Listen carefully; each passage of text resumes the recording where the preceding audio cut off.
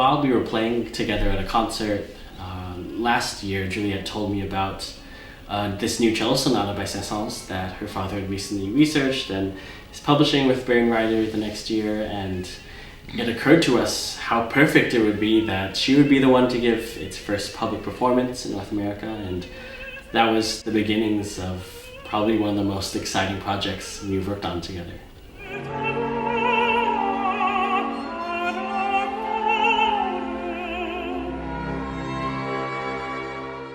Alors voilà, cette sonate était découverte par Yves Gérard. Yves Gérard est un grand spécialiste de Saint-Saëns. Il l'a identifié dans le catalogue, mais ne sachant pas trop où la situer dans la chronologie des œuvres. Cette idée est née d'un projet d'édition plus générale des œuvres de Saint-Saëns, des œuvres instrumentales. Et Beringer, qui est l'éditeur principal, a voulu publier assez rapidement cette sonate. Et comme moi, j'étais en charge des volumes pour violoncelle et piano, violoncelle et orchestre, ils m'ont demandé de préparer cette édition de la sonate de Saint-Saëns.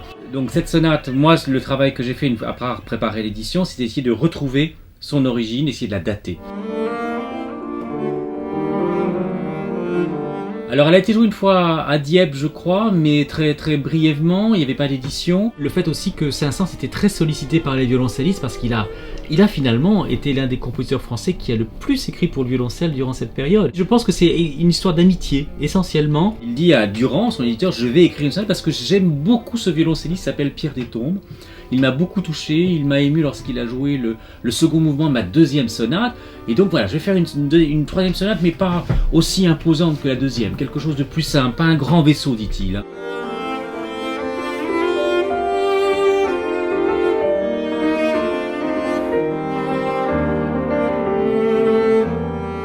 When I first got the score of this new sonata, I was actually quite surprised. I was not expecting that.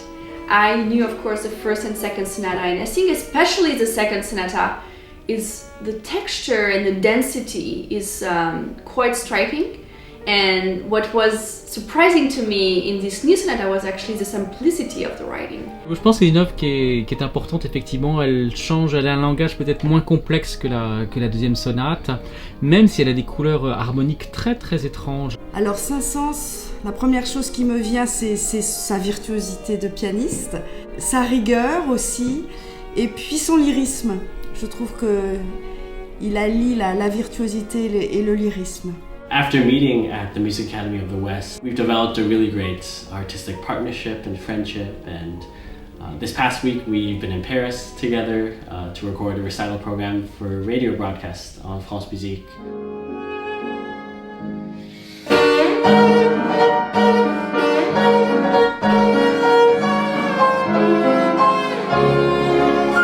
What comes to mind about French music for me is color. This exuberance. For me, it's the explosion of colors and the refinement.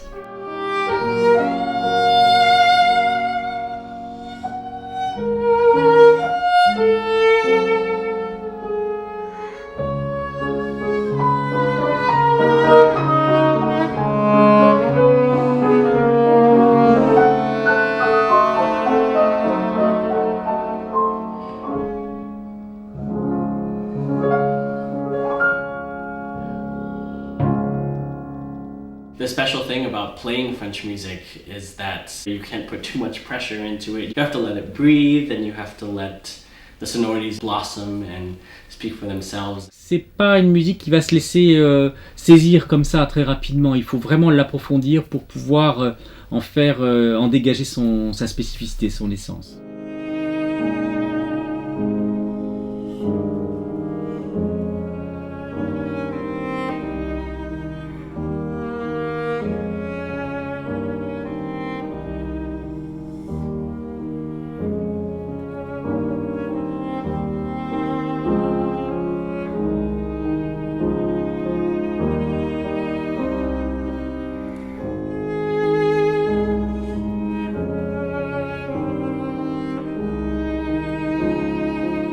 Quelles sont les qualités spéciales de la musique française? Alors le premier mot qui me vient, c'est le mot clarté.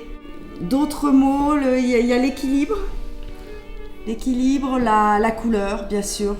avec toutes les harmonies, vraiment le plaisir des accords, le plaisir de la couleur, le raffinement. Si vous avez besoin de choisir seulement un mot, vous voulez créer la musique française. L'élégance Élégant. et le raffinement. D'accord. 2.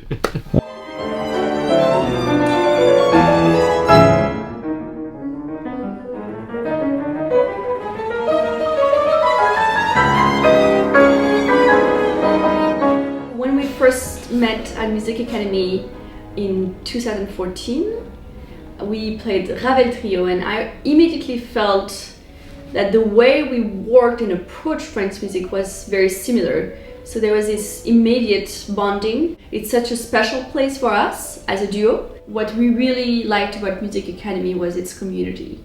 People there are so supportive, and I think they really enjoy to see what our journey as musician is like.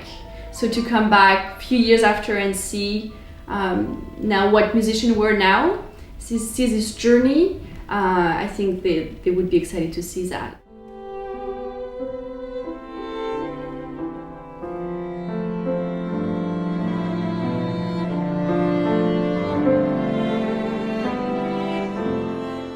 It started with the idea of the Saint-Saëns premiere, but then it quickly evolved into what we called, a soirée française, an entire evening filled with the atmosphere of, the French salon, the salons. Yes. How can we build a program that at the same time brings light to different aspects of French music? What was interesting is that all these composers knew each other.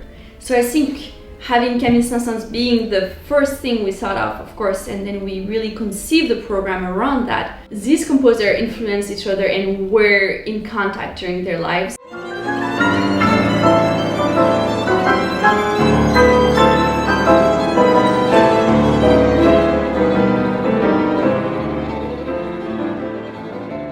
To give a North American premiere of a brand new cello sonata by a major French composer written a little less than 100 years ago is really something special and a monumental moment for both of us. Definitely a milestone.